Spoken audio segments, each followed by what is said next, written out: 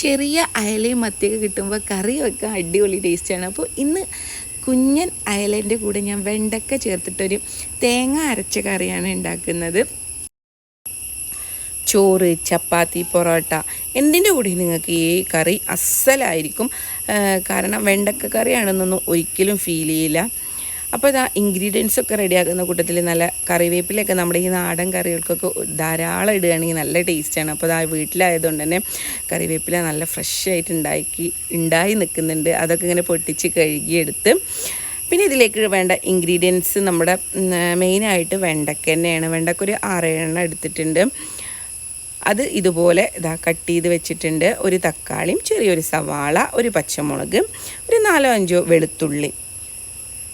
ചട്ടി ചൂടാവുന്നുണ്ട്. മൺചട്ടി തന്നെ എടുത്തോളൂ, നല്ലതാണ്, നല്ല ടേസ്റ്റാണ്, ഹെൽത്തിയുമാണ്. അതാ വെളിച്ചെണ്ണ ഒഴിച്ച് ആദ്യം ഇച്ചിരി ഉലുവയും ഇച്ചിരി കടുകും കൂടി ഇട്ടിട്ട് നന്നായിട്ടൊന്ന് പൊട്ടി വരട്ടെ.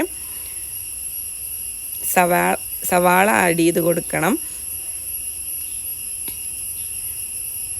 കൂടെ തന്നെ നമ്മുടെ വെളുത്തുള്ളി ഇല്ലേ അതുകൂടി ഇട്ട് കൊടുത്തിട്ട് നല്ലോണം ഹൈ ഫ്ലെയിമിൽ വെച്ചിട്ട് അങ്ങോട്ട് വഴറ്റിയെടുക്കുകയാണെങ്കിൽ പെട്ടെന്ന് തന്നെ വഴന്ന് വരും.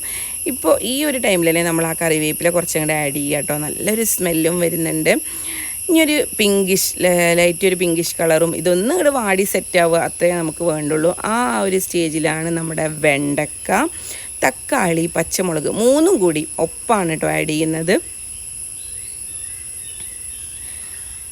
എന്നിട്ട് ഇതുപോലെ നന്നായിട്ട് ഫ്ലെയിം കൂട്ടി വെച്ചിട്ട് തന്നെ നല്ല പോലെ വഴറ്റിക്കോളൂ. വെണ്ടക്ക ഒരുപാട് വേവിച്ചെടുക്കുകയൊന്നും വേണ്ട, വഴൻ്റെ ഒന്നും വരില്ലേ, ആ ഒരു ടൈം വരെ ഒരു 1-2 മിനിറ്റ് അത്രേ ആവശ്യമുള്ളൂ.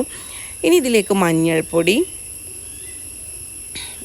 ഒരു മഞ്ഞക്കറിയാണിത്, അപ്പോൾ ഒരു 1/2 ടീസ്പൂണിലധികം ഇടാവുന്നതാണ്. 1 ടീസ്പൂൺ മല്ലിപ്പൊടി, 1/2 ടീസ്പൂൺ മുളക് പൊടിയും കൂടി ചേർത്തിട്ടുണ്ട്. കാശ്മീരി മുളക് പൊടി ചേർക്കേണ്ടവർക്ക് അങ്ങനെ ചേർക്കാം. ഞാനിതിപ്പോൾ പിരിയാൻ നമ്മുടെ എരിവുള്ള മുളക് പൊടി തന്നെയാണ് എടുത്തിട്ടുള്ളത്.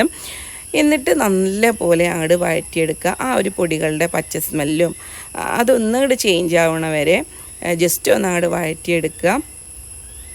ഞാനൊരു കയ്യിൽ ഫോണിലെ ക്യാമറ പിടിച്ചിട്ടാണ് കേട്ടോ ചെയ്യണത്. ഇവിടെ എനിക്ക് ട്രിപ്പോർഡും കാര്യങ്ങളൊന്നും ഇല്ലാത്തതുകൊണ്ട് അപ്പോൾ ഒന്ന് ക്ഷമിക്കണം നിങ്ങൾ, വീഡിയോ ക്ലാരിറ്റി കുറവുള്ളതൊക്കെ. ഇനി ഇതാ ഉപ്പ് കൂടി ചേർത്ത് കൊടുത്തിട്ടുണ്ട്. ഇതൊരു പുളിയുള്ള കറിയാണ്. അപ്പം തക്കാളി ഉണ്ടെങ്കിലും കുറച്ചും കൂടി പുളി ഉണ്ടാവുന്നതാണ് ടേസ്റ്റ്. അപ്പോൾ ഒരു ഇച്ചിരി പുളി വെള്ളത്തിൽ കുതിർത്തെടുത്തതിൻ്റെ നീര് ആഡ് ചെയ്ത് കൊടുക്കുന്നുണ്ട്. പുളിയൊക്കെ നിങ്ങൾക്ക് വേണ്ടതിനനുസരിച്ച് ചേർത്തോളൂ കേട്ടോ. നെക്സ്റ്റാണ് നമ്മുടെ അടുത്ത മെയിൻ ഇൻഗ്രീഡിയൻ്റ് ആയിട്ടുള്ള മീൻകുട്ടന്മാരെ ചേർക്കേണ്ടത്. മീൻ അയലയാണ്, ചെറിയ അയലയാണ് കേട്ടോ. അപ്പോൾ അതിങ്ങനെ ഒരു 4-5 അത്ര മതി. കാരണം വെണ്ടക്കയുണ്ട്, ജസ്റ്റ് അതിൻ്റെ ആ ഒരു സ്മെല്ല് വരാൻ വേണ്ടിയിട്ട് തന്നെയാണ്. അതിങ്ങനെ നിരത്തി വെച്ച് കൊടുക്കുക. എന്നിട്ടിത് കറി നല്ല പോലെ ഒന്ന് തിളപ്പിച്ചെടുക്കുക അടച്ച് വെച്ച്. ഈ ഒരു ടൈമിൽ തേങ്ങയും വലിയ ജീരകവും 2-3 ചെറിയ ഉള്ളിയും കൂടി നല്ല പേസ്റ്റ് പോലെ അരച്ചെടുത്തതാട്ടോ. വലിയ ജീരകമാണ് ആഡ് ചെയ്തിട്ടുള്ളത്, ചെറിയ ഉള്ളി ഇത് അതിലേക്ക് അങ്ങോട്ട് ചേർത്ത് കൊടുക്കുക. കുറച്ച് വെള്ളം കൂടി ആ മിക്സിയിൽ അങ്ങോട്ട് മിക്സ് ചെയ്തിട്ട് നമുക്ക് എത്ര ചാറ് ആണോ വേണ്ടത്, പിന്നെ ഒരുപാട് അങ്ങ് ലൂസായി പോവാത്ത ആ ഒരു കൺസിസ്റ്റൻസി ഉണ്ടാവില്ലേ, അതിലേക്ക് ആക്കിയെടുത്തിട്ട് ചട്ടി അടച്ച് വെക്കുക. തിള വരുന്നത് വരെ ഹൈ ഫ്ലെയിമിലിട്ടിട്ട് തിള വന്നു കഴിഞ്ഞാൽ ലോ ഫ്ലെയിമിലിട്ടിട്ട് കുക്ക് ചെയ്തെടുക്കുക. പെട്ടെന്ന് തന്നെ കറി റെഡിയായി വരും.